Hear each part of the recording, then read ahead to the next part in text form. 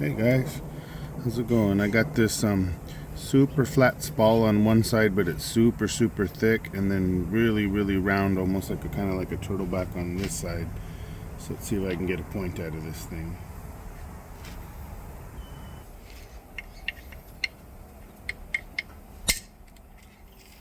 There we go. Got off that nice square edge.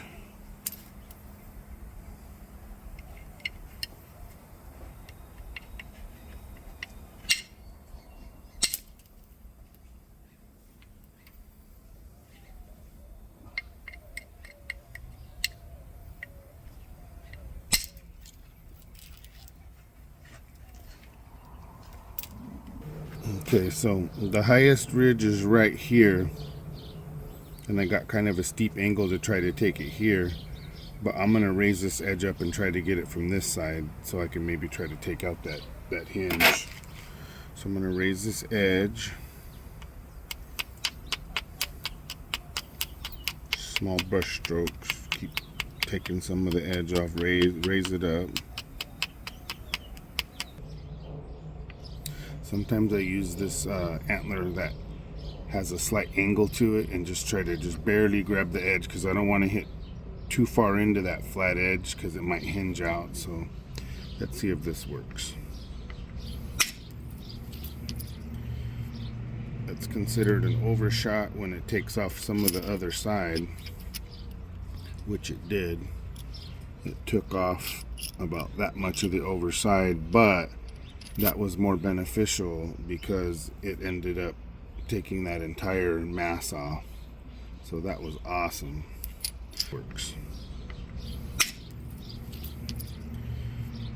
It's considered an overshot when it takes off some of the other side, which it did. It took off about that much of the overside, but that was more beneficial because it ended up taking that entire mass off. So that was awesome. But man, overshots, sometimes you got to be careful, because I've taken entire sides off of my bifaces before and just totally ruined it.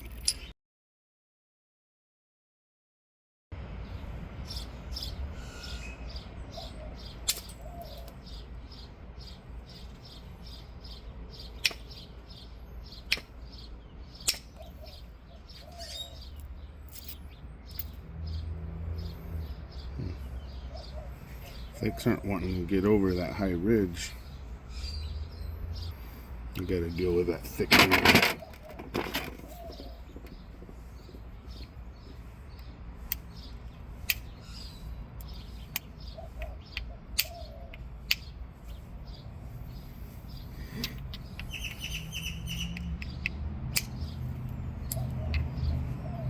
There's a really nice one across there.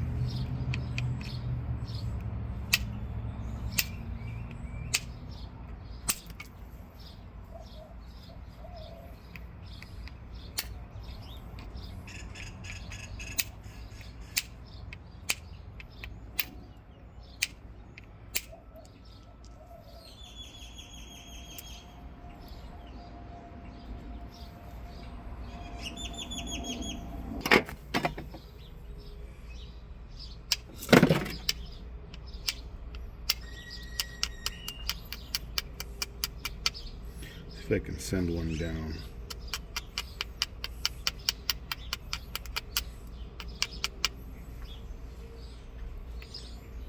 Man, it's a beautiful morning. It is. It's not hot yet. Big difference, huh? Yeah.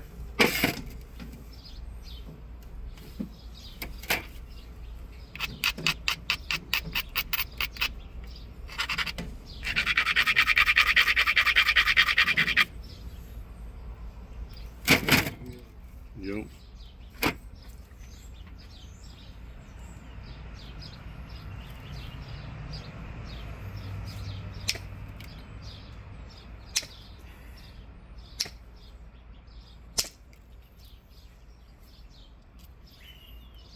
That was it.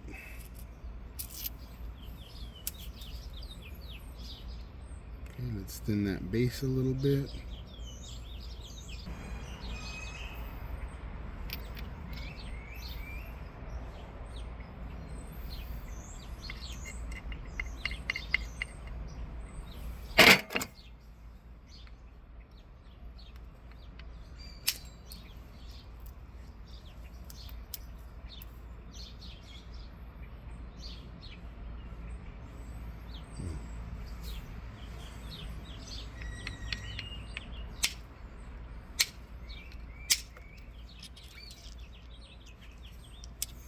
took a super thick piece off. Lost a tiny bit of length, but man, to get all that thickness off, that's good.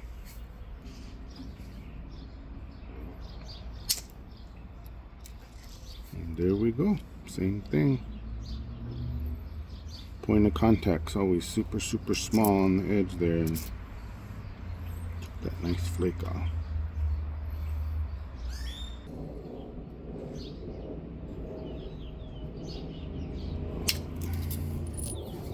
There she goes.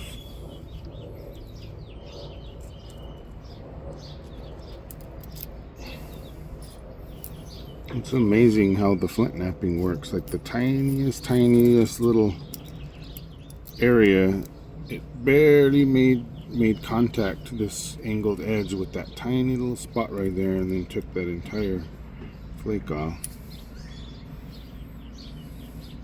Got another ridge here.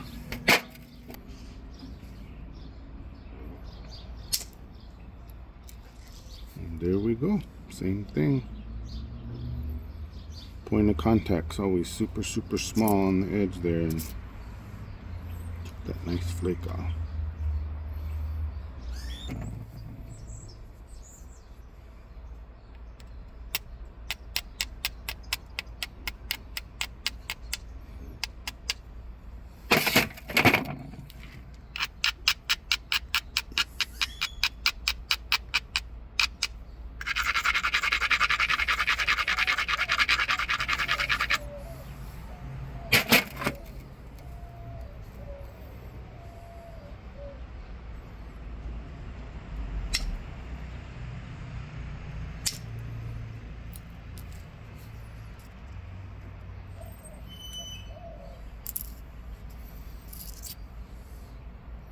Very nice. That thinned it out a lot.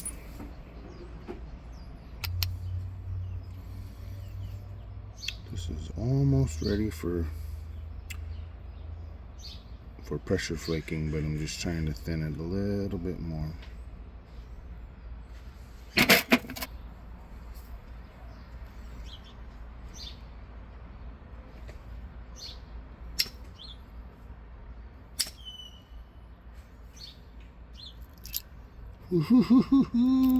Wow.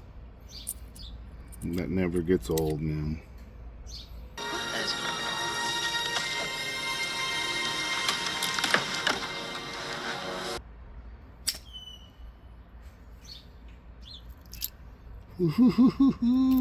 Wow. That never gets old, man. Taking a big old flake, rip it across the whole thing.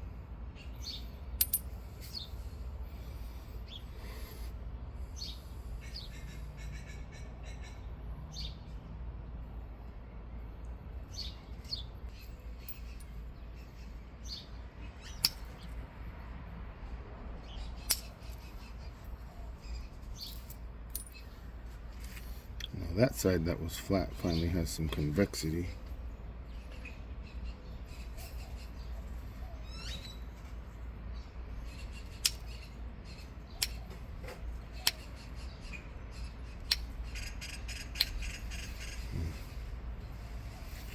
Be careful with that tip.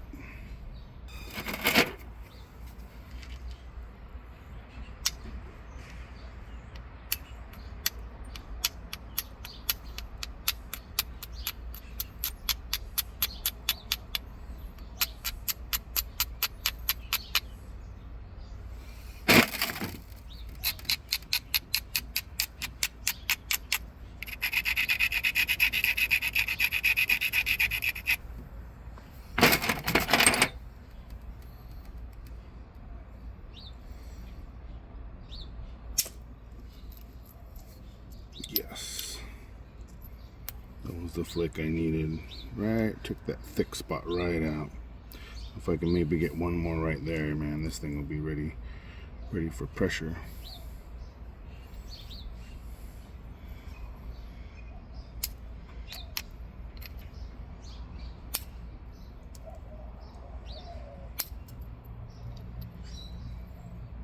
Heck yeah.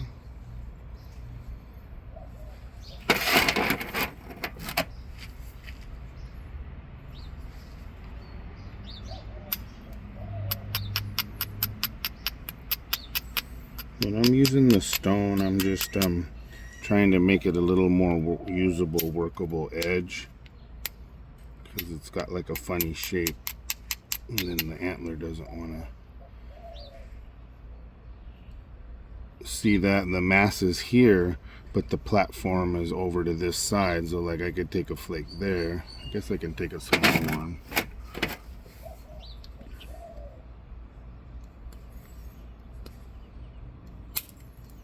Yeah, get that hump off. Now go back the other way.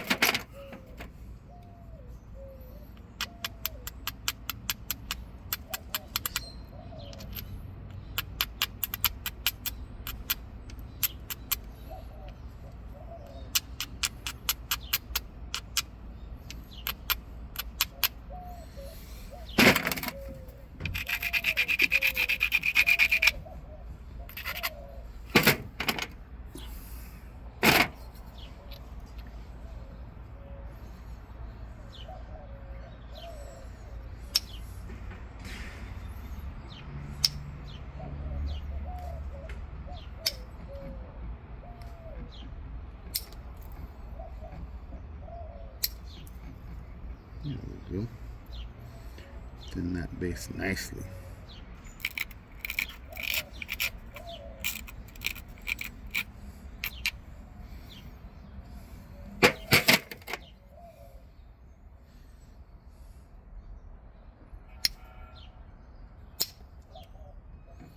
A little scary sounding.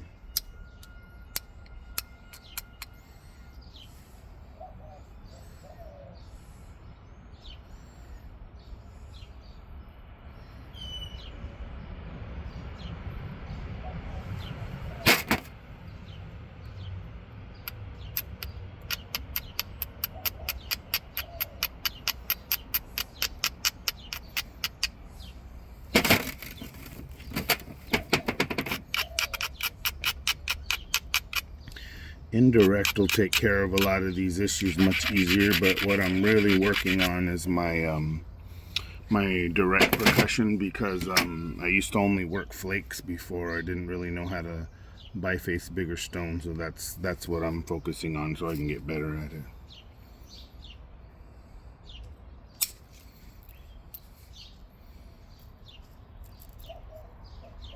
And there we go. Base is getting thinner and thinner.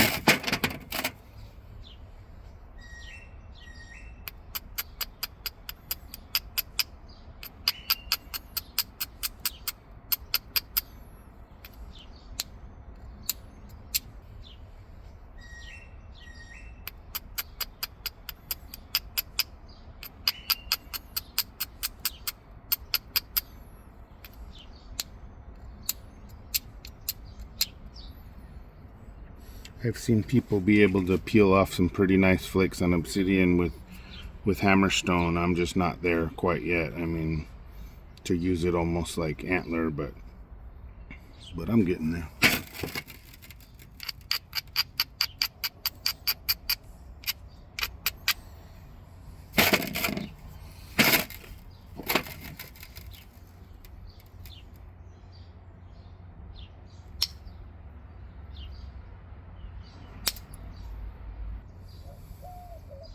Pretty nice little biface.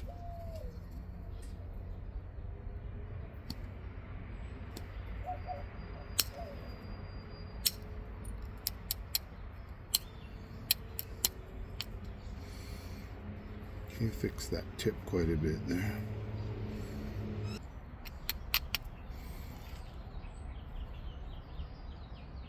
All right, let's pressure cook her up.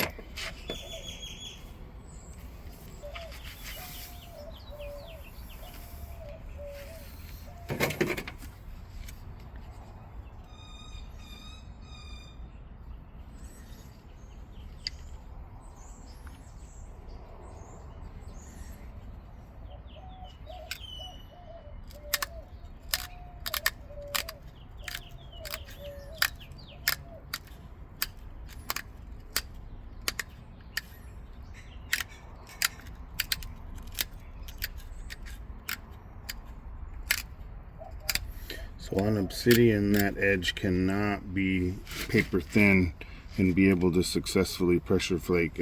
So I always try to get a little bit more working edge before I start running flakes across. Just strengthening the edge is all.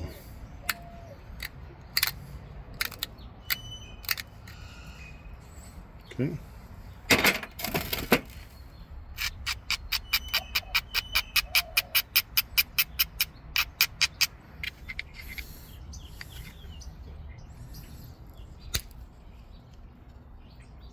Took that big old bump off.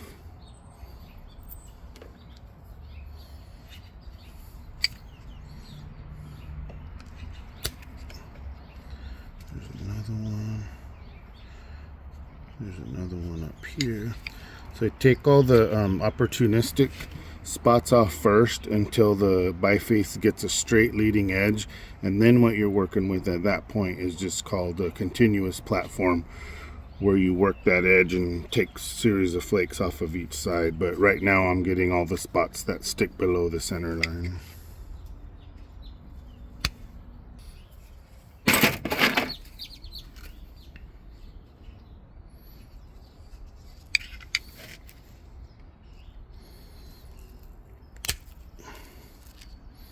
Wow, that ran from there to there. That was sweet.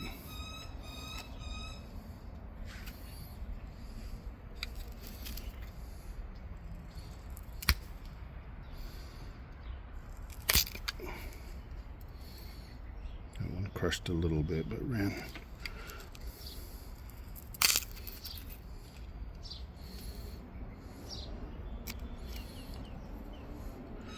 The high spot's almost gone.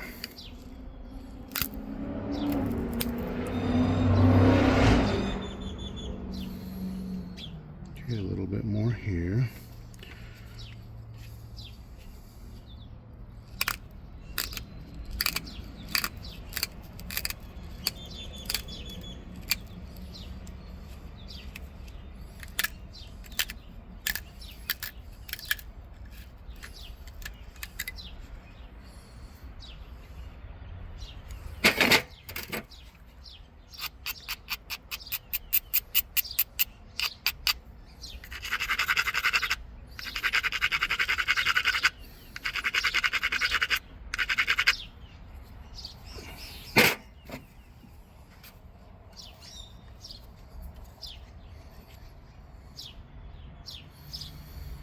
Okay, ridge runner.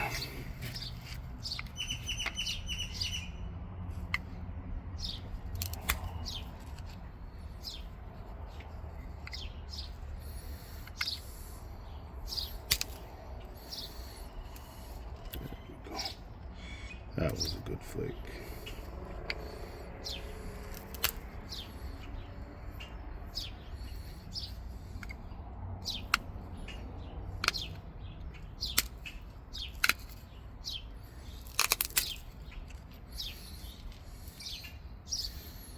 All right, that's really coming along.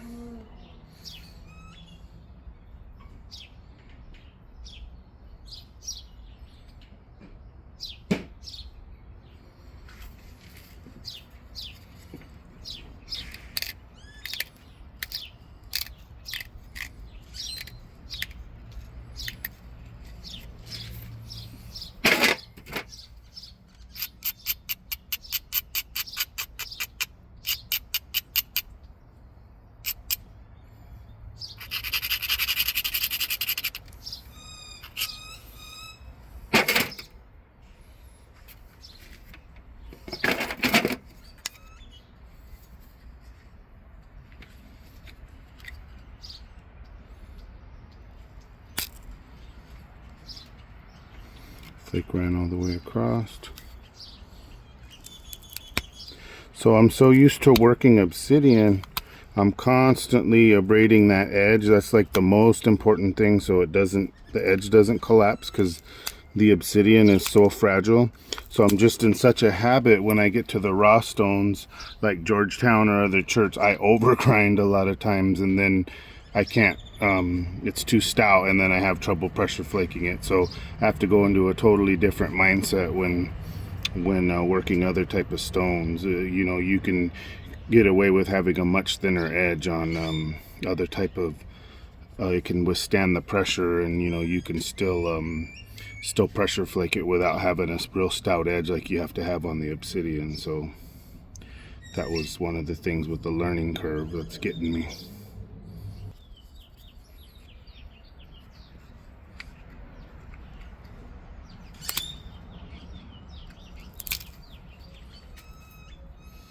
There we go. Need one good one right there.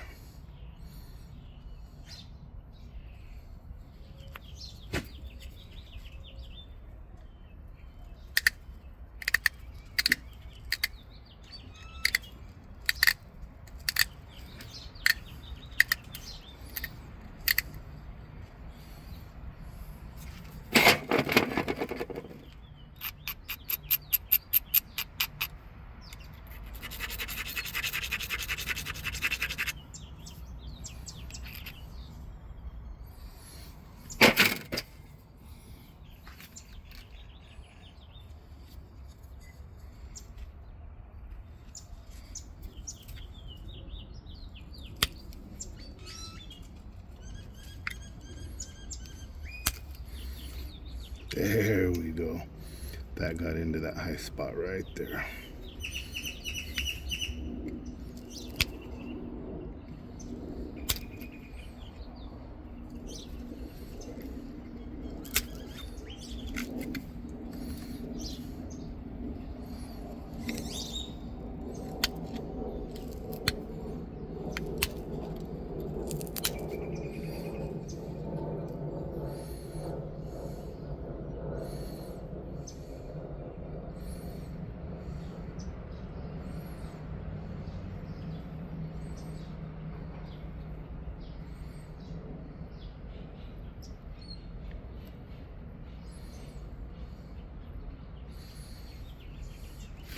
It's got some really nice flake patterns on it now.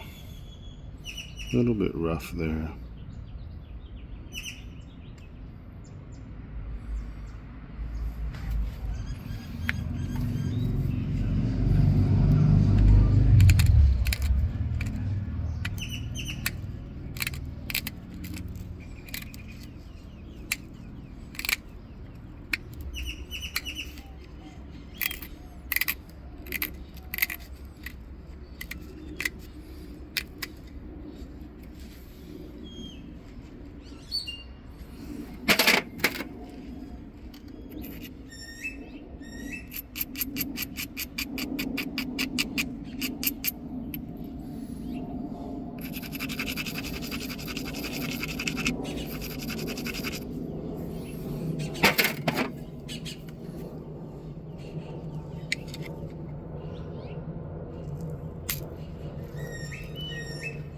That was the flake I was looking for. That took all that crunchiness right out. Now there's a smooth surface there. There's another good one.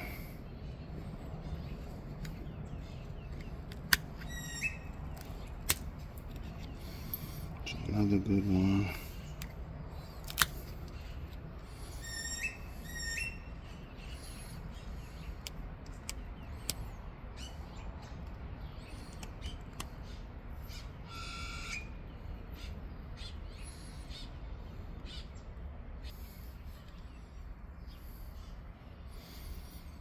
There we go.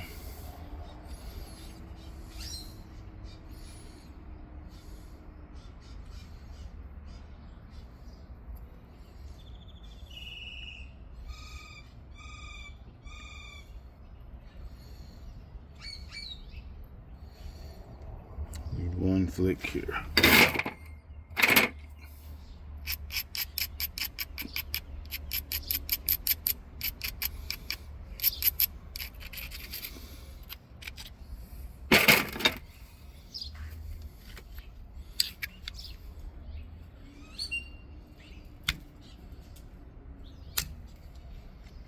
There we go.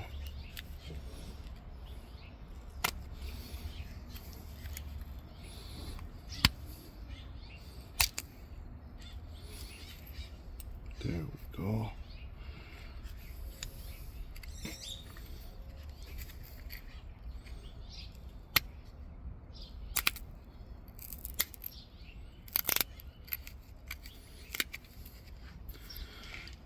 Got that tip all fixed.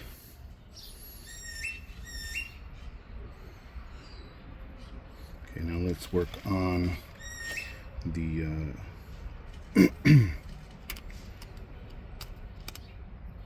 can't think of the word right now. Uniformity or whatever, trying to make it the same.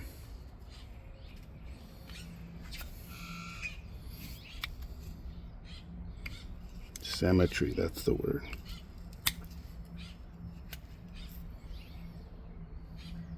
It's too early for me, Jenny. I can't think. Have to flint knap here in Phoenix, Arizona, super early, like 5:30, 6 o'clock in the morning. It just gets too dang hot in the summertime, so that's what I'm doing. So I haven't put out a video here in a little while, so sorry about that, guys. Okay, let's work on symmetry. Take a little bit of that off, work pressure flick the base a little bit, and then I'm making a new notching tool. A sliver of antler, because I used that flattened copper and I really want to do all abbo, so I think I'm going to do like a cool corner notch or something with this one, but I got to thin this just a little bit.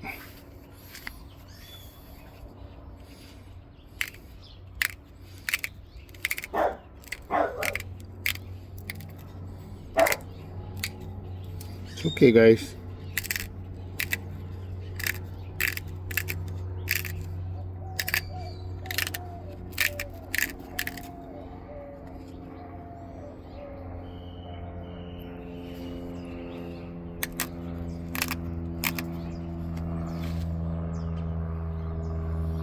Symmetry's a little better. On obsidian, the other grinding stones, a lot of them, it's too rough and it can actually take flakes. So this is some kind of like quartz, I think, and it's just a little river stone that I found. I've been using it for a while on the obsidian. I really like it. It works pretty good as an abrader. Some people will use these as hammer stones because the rough texture can kind of grab the edge on the glass a little bit better. So sandstones too they'll use.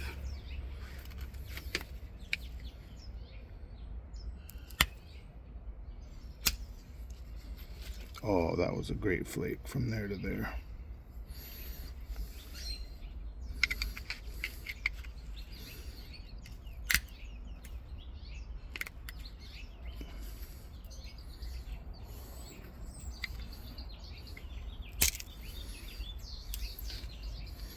This is the tedious part.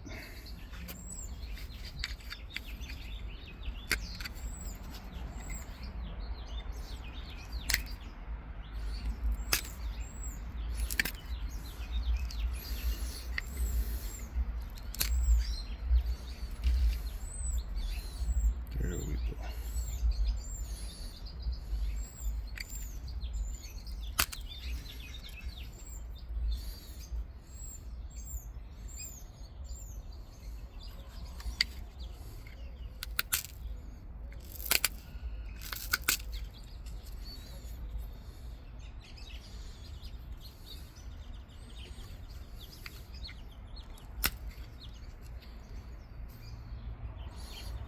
Really thin that edge out.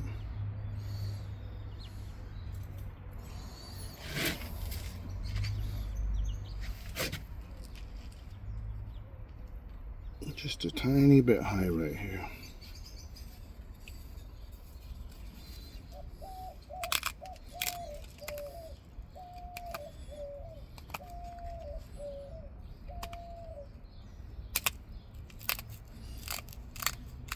See how easy that edge crumbled right there? You have to thicken it before you flake it. Otherwise, forget it.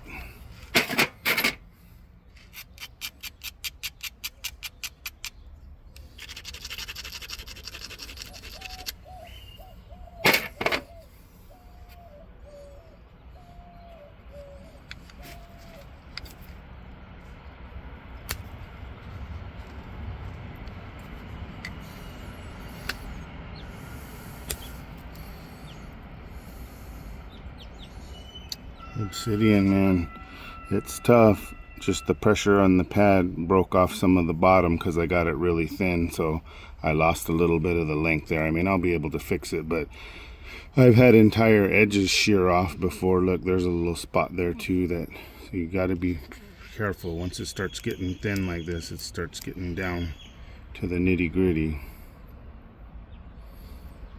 Let's fix that.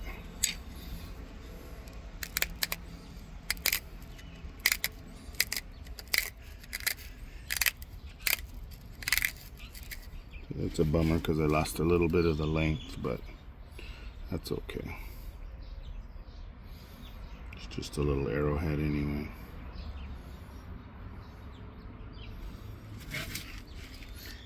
True arrowheads were actually quite small. A lot of the points were atlatl points, and the arrowheads tended to be on the smaller side. So I want to shaft this one up. So I want to make a true arrowhead on this.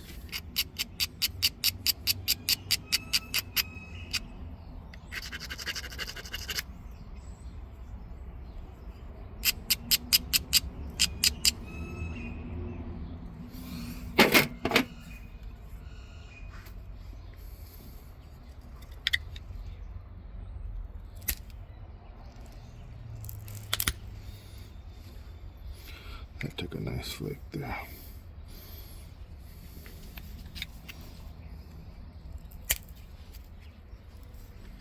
Took another nice flick.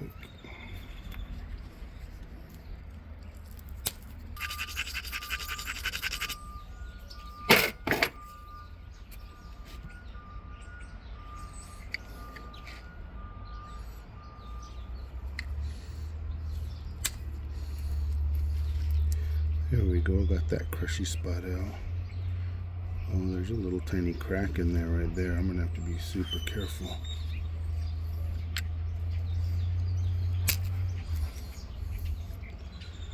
Good, I just took some of that crack out.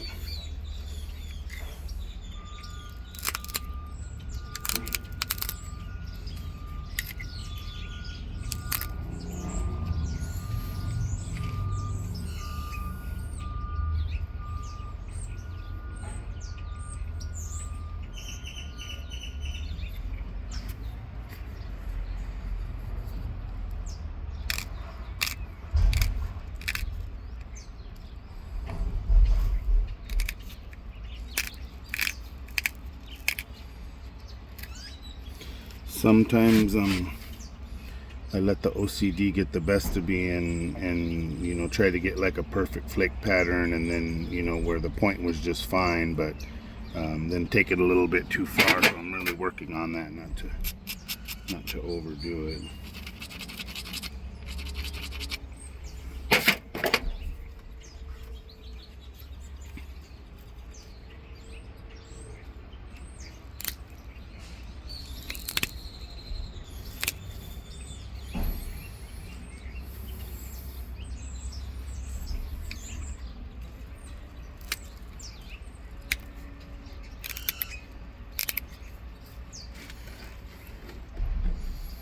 Looking good.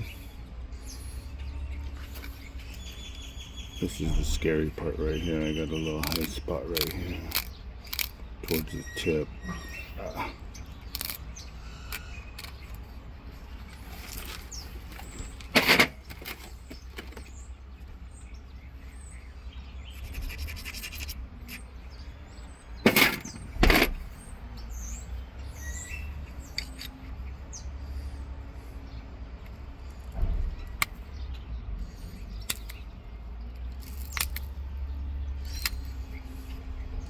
Yes, I got it.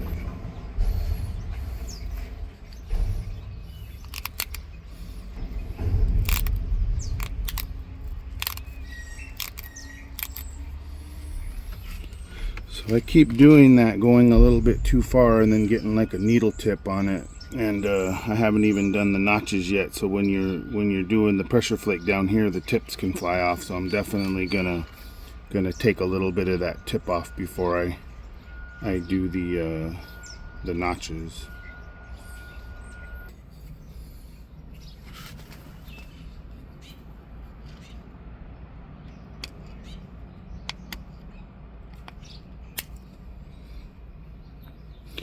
I had a high spot right there. That was kind of a risky flake, putting that much pressure, but it worked. Got that big bump off of there. But now it kind of created a bump right next to it because of the ridge, so. And it just doesn't end.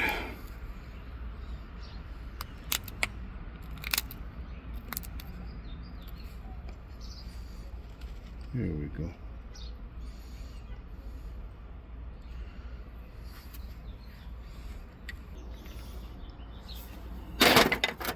Probably end up doing a corner notch, so these ends don't need to be super sharp. They can actually be a little bit rounded.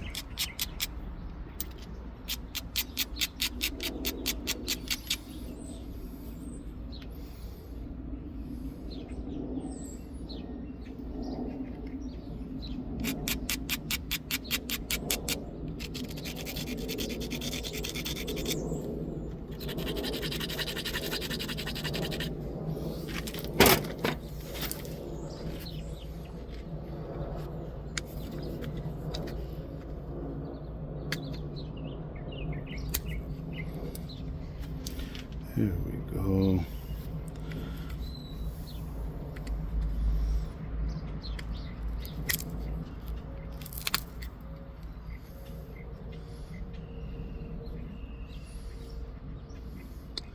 And I got that little baby crack right there, so I'm a little scared of that spot, but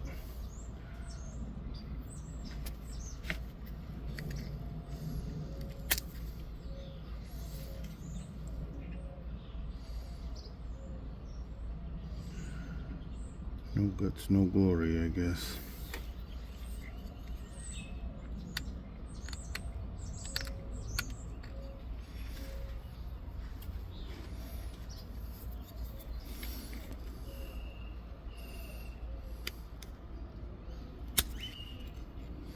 There we go. Got underneath that crack. Excellent.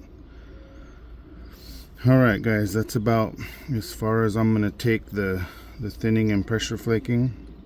I'm going to work on the notches, so I'm going to get something to eat, and then I'll post another video. But that was bifacing and pressure flake down to the blank, basically. What do you call that? A preform, I guess.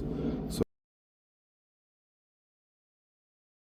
All right, so I'm going to try to corner notch this point that I made earlier, and I just shaved an antler super thin, so I'm hoping I can use that as a notcher instead of that. I know it's not going to last very long, but I wanted to do this one 100% abbo, so that's what I'm going for. So on a corner notch, normally if I do like a side notch or a basal notch, I'll leave these corners real square, but I'm going to go ahead and take some of the corners off so that I have an entry point to go in. So let me go ahead and do that real quick. Put on my other glasses.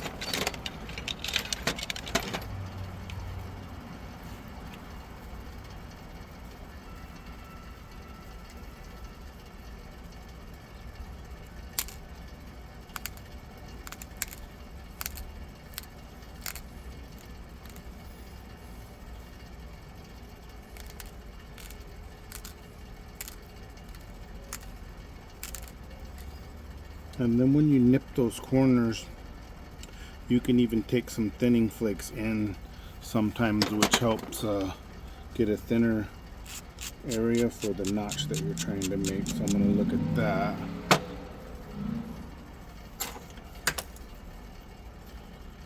Okay, let's do the other side.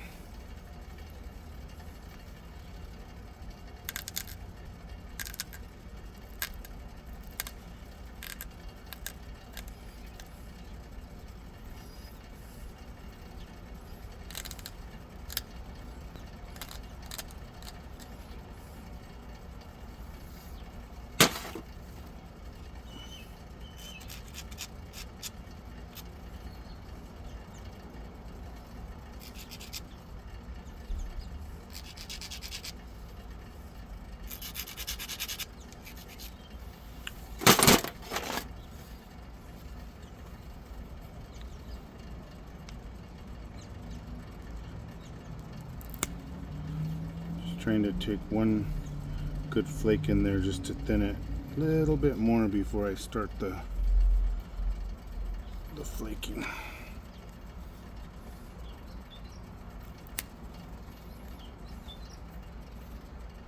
It didn't do much, but it did do some, so that's a good starting point. All right.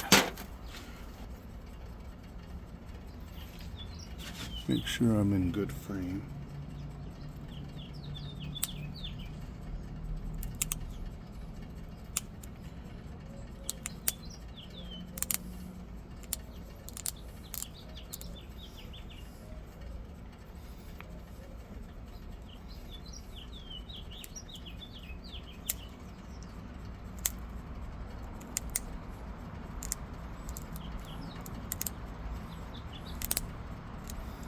Look, a piece of the antler already chipped off, so I might have to redress it here, but if I have to do it a couple times and I get it to work, that's fine by me. Oh, that was a super good bulba percussion, man.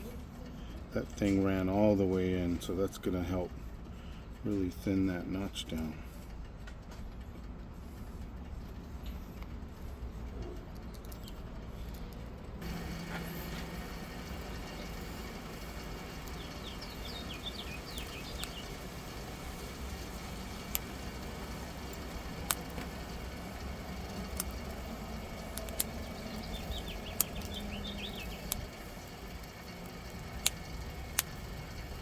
This antler thing's working, but a lot of the antler's shattering, so that's a little scary. God, I just gotta get in there just a little bit deeper.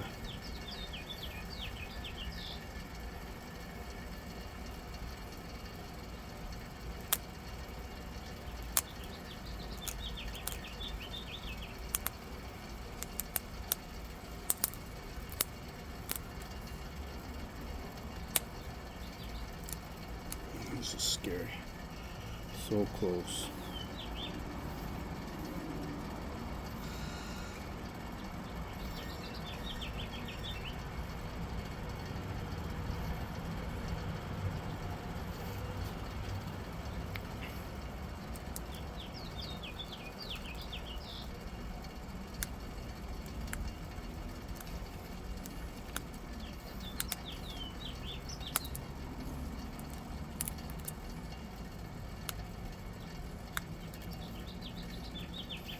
Such a fragile thing.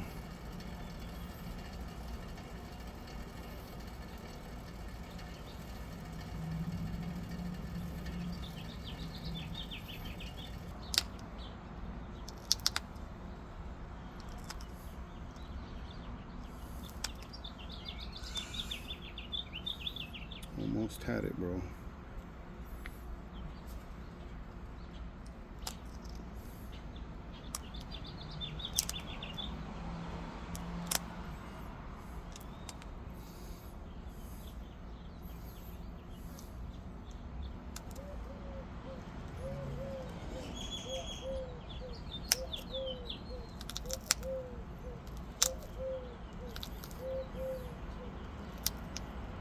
That helped. I flipped the notcher over and the angle was like into the rock, and that seemed to help, so maybe that's a trick.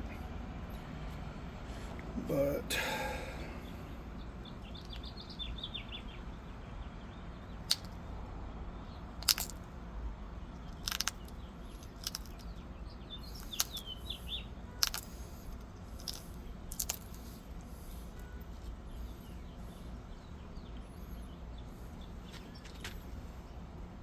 man, I really wanted that narrow notch design, but it's still gonna be cool. Not gonna...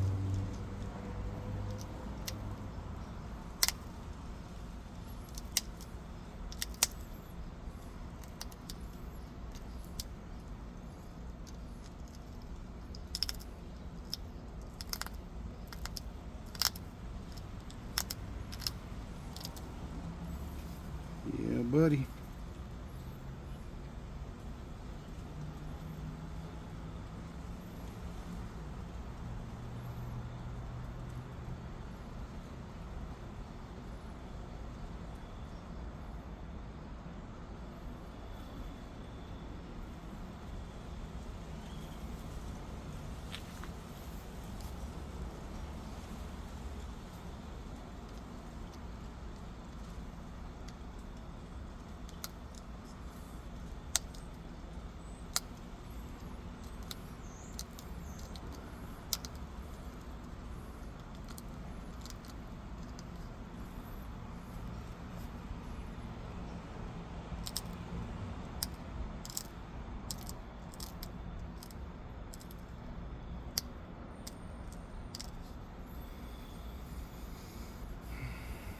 Okay, I think that matches pretty darn good now.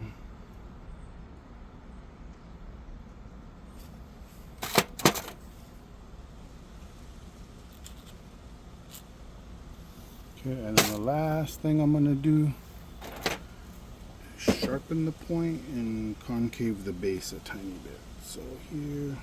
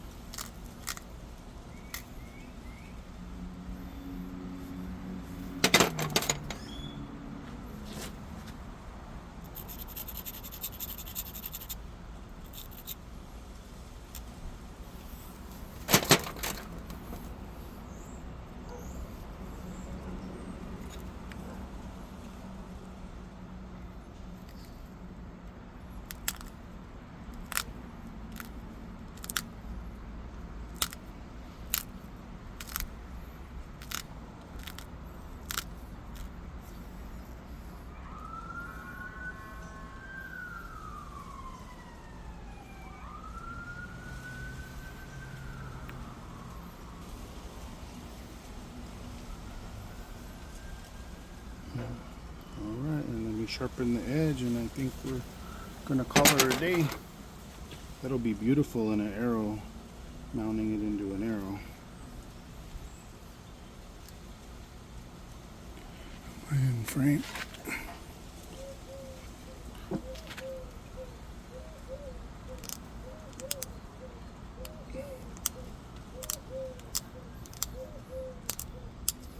Just giving micro flakes to just slightly sharpen the edge, since I'm putting it in an arrow.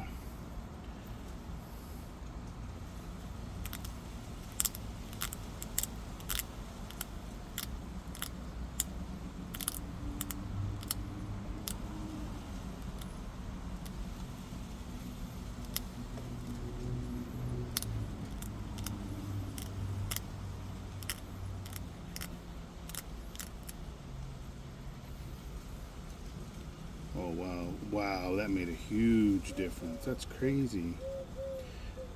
Remember, I ground the heck out of this to make it, so you don't want your edges dull.